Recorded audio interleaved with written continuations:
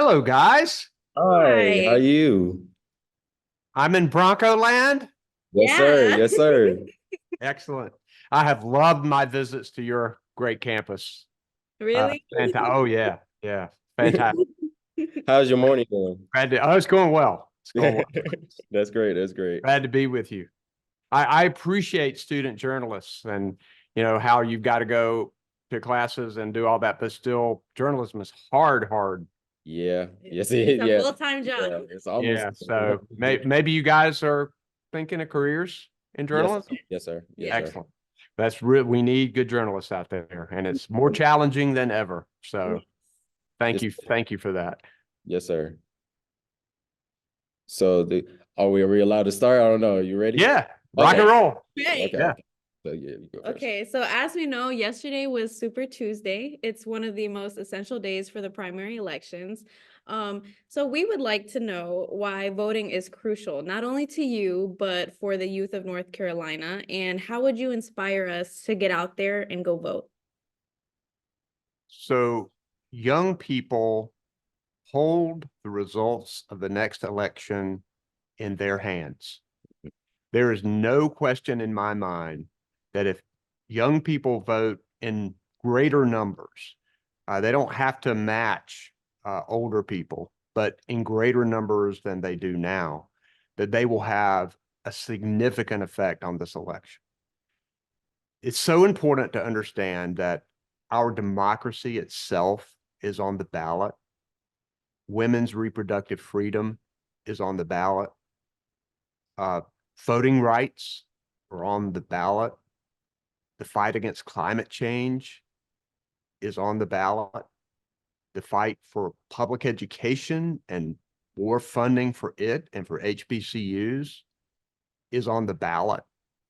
And I know that a lot of people are frustrated with the political system. And you look at the presidential race, a lot of people have had a hard time wrapping their minds around the fact that this is going to be a Trump Biden rematch. But that is where we are. And I know a lot of people are thinking, particularly young people, how are these two old guys? What difference does it make whether I vote? Mhm. Well, you got candidates that really are polar opposites on all of those issues. The fight against gun violence, the fight to make sure that our water and air are clean, the fight against discrimination. Joe Biden believes that we need to move forward in those areas. Donald Trump wants to take us back. And when you look at the choice, I'd rather have a president who gets up every morning thinking about the American people rather than a president who gets up every morning thinking about himself. On top of that, you have stark differences in this state for the next governor, for the next attorney general, for the next superintendent of public instruction, an office that many people don't know about.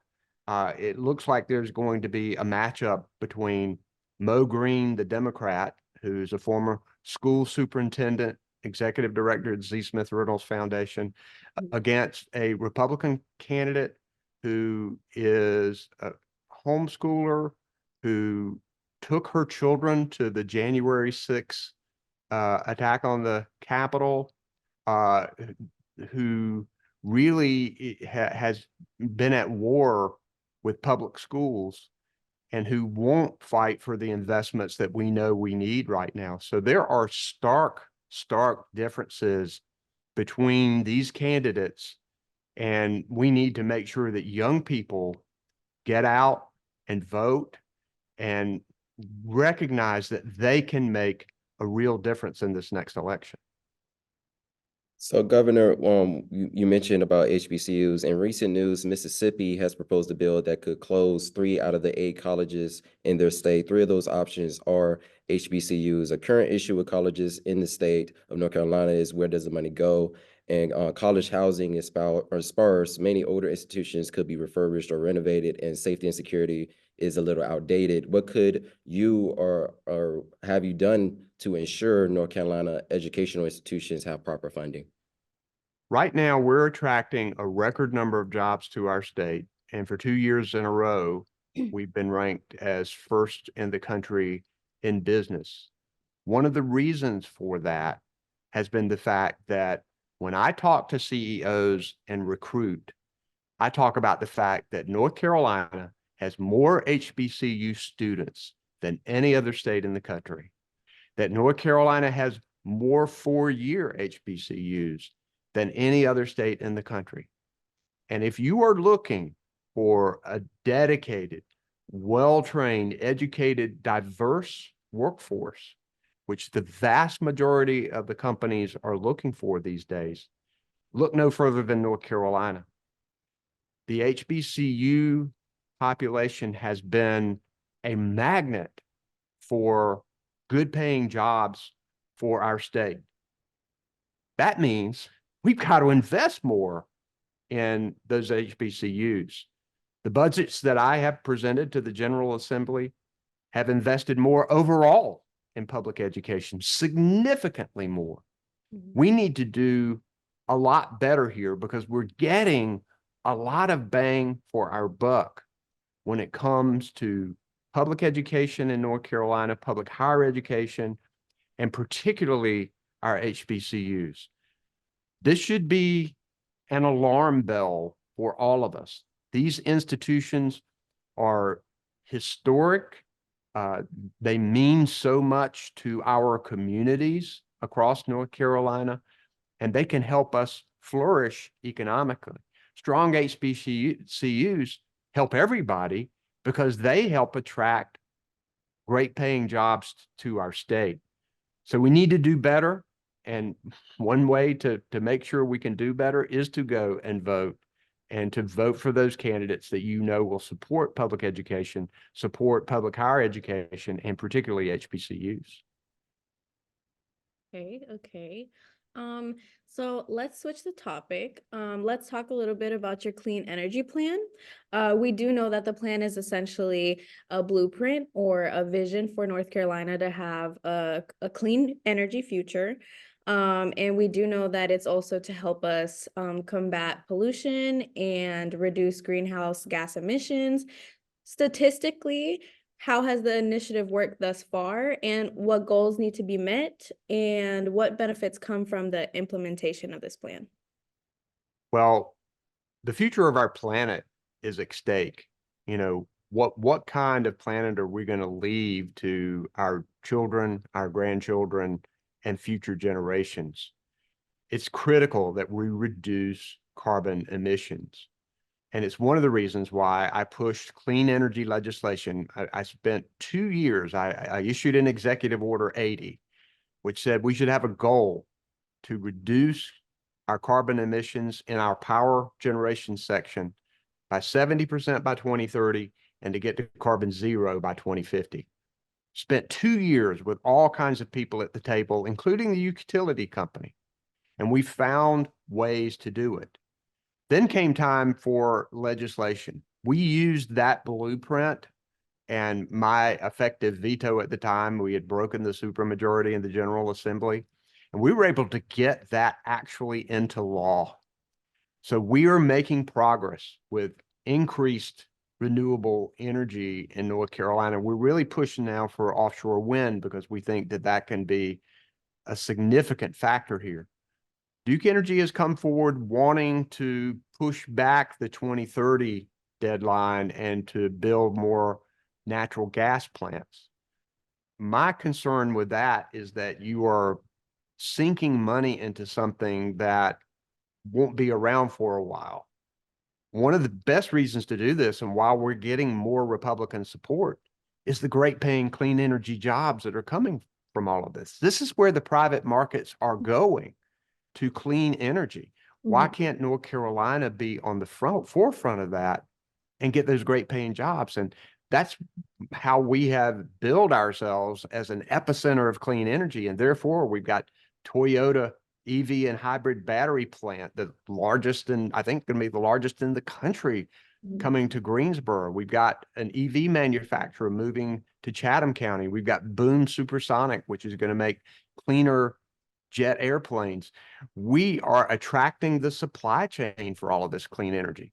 So it's an exciting time in North Carolina for our economy, but also doing our part to make sure that we reduce carbon emissions. And it's exciting. We've got this law in place. Now we need to work to make sure that it is enforced. At the end of the day, consumers are going to save money with renewable energy. Already, solar energy costs have come way down. And as technology improves, it's going to get cheaper and cheaper, and it's going to get more reliable. Mhm.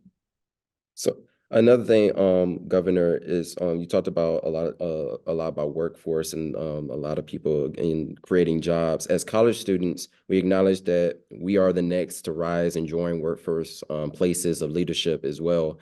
What would you say the next gen youth is essential, and what can we do for North Carolina? And could you give one piece of advice to future leaders of North Carolina? Well, first, you guys are the future, and I am so excited about so many. I've met so many of them. We have an HBCU intern program in our state government right now, and we see these future leaders right now, and some of them are already beginning to get jobs in state government because they've gotten to see the things we do. We've gotten to see the high caliber of people that they are. My advice is to, number one, regardless of what you do, register to vote and vote in every election. That is a civic duty, and so many people don't do that. That's the first piece of advice, because you can make a difference. One vote can make a difference. The second thing would be to try and learn about all of the issues that are facing our state, our country, and local communities, and make sure that your vote is informed. And maybe some of you may want to get involved in some campaigns, and maybe some of you all might want to run yourself at some point. But regardless of what you do in life, we're a community where we thrive in a democracy, and we have to save that democracy. One of the things I think is important to create more trust in government is to have a government that looks like the people that it serves and protects. And it's why I've appointed by far the most diverse cabinet and staff in the history of our state. It also happens to be the best. It's one of the reasons why companies are getting more diverse, because they recognize to get more input from different types of people improves and increases their bottom line. And we're seeing the same thing in state government. I've appointed a diverse array of judges across North Carolina, making sure that the system is more responsive to everybody. And I think it's time for young people to come in and begin to take these positions of leadership. I appointed Michael Regan in his 30s to be our Secretary of the Department of Environmental Quality. And President Biden, just a few years ago, took him from North Carolina and made him EPA administrator. He's an A&T State grad who grew up in Wayne County, North Carolina. And when I interviewed him for DEQ secretary, I said, Michael, a lot of people are telling me you may be too young for this job. And he looked at me and said, Governor, I'm working on it every day. And I said, this is my guy. And he has done an extraordinary job, not only here, but in service of our country. So, and he's the first Black man to be EPA administrator, DEQ secretary in North Carolina. And his future is unlimited, giving opportunities for new leadership, diverse leadership in North Carolina. We need people willing to step up and take those opportunities. And I would encourage all those who are reading this and listening to this to step up and participate. I love it. That was great. So for your final question, I do know that this is your last term as governor. You had a very long run. So Governor Cooper, what legacy do you want to leave behind? And as the governor, what has to be your proudest moment? Well, you know, some people get into politics and government to be something. Some people get in to do something. I believe I'm in the latter. I love making a difference. On December the 1st, it was the first day of Medicaid expansion. I was in an enrollment center. I'd spent a lot of time talking to working North Carolinians who didn't have health insurance because they couldn't afford it. They were making too much money to qualify for Medicaid, but not enough to qualify for subsidies under the Affordable Care Act. About 24% of our child care workers didn't have health insurance. And Penny had agreed over the last few years to talk about the fact that she didn't have health insurance. She had gotten cancer. She was facing crushing medical debt. And she went out and did roundtables with us and told her story, as so many people did. She bared her soul, took a lot of criticism. It takes a lot of courage to do that. Mm-hmm. On December the 1st, I got to present Penny with her Medicaid card. For the first time, she had complete health insurance to be able to help to pay her bills. I think that's what America is all about. We live in the richest country in the world. Mm-hmm. Everybody ought to have health insurance. We need to find a way to make that happen. Mm-hmm. I think that was my best day as governor. There are a lot of other days where we made a real difference in connecting people's homes to high-speed internet and fixing roads and communities and making schools better, Mm-hmm. putting this clean energy plan to work, making sure that a lot of families have better paying jobs. But this has been the most rewarding job of my life. I'm looking forward to almost 10 more months. And every day, I'm going to make every day count. And then beyond that, I'll see what's on the horizon for me. I love public service, and Mm. I'm not done yet, I don't think. Okay, great. Well, Governor, Guys, thank you. yes, sir. Yes, no, thank you for letting us interview. And I don't even know if we even said we were so nervous. I don't even know if we said our name. I can't tell. Oh, you guys are great. You guys are I'm great. the chief editor for the Voice newspaper here at Fayetteville State University. I'm Westley Reaves Jr. and editor. I'm gonna let her introduce herself. And I'm I'm one of the editors for the news portion of our newspaper. My name is Kayla Mady, and this has been great. This has been so fun. Well, I'll tell you, I was a journalist. I worked in the summer for my hometown newspaper, and I went to Chapel Hill. And back then, in my day, we elected the editor of the Daily Tar Heel. Mhm. And so I got involved in a campaign, and one of my friends became the editor of the Daily Tar Heel, and he wanted me to come to be an associate editor. And I really thought about it and decided that I would rather get involved in student government in other ways. So I might have missed my chance to get into journalism in that way, but I truly admire what you guys do. And I'm really glad to have had this time with you. I appreciate you a lot. Yes, sir. We Thank appreciate you. you. Yeah. It's All so right. so great to meet you. Same here. See you later. Maybe when I'm back on campus, we can say hello. Yes, sir. Alrighty, Yes, you sir. have a All right. great day. Excellent. Thanks a bunch. Bye. Bye.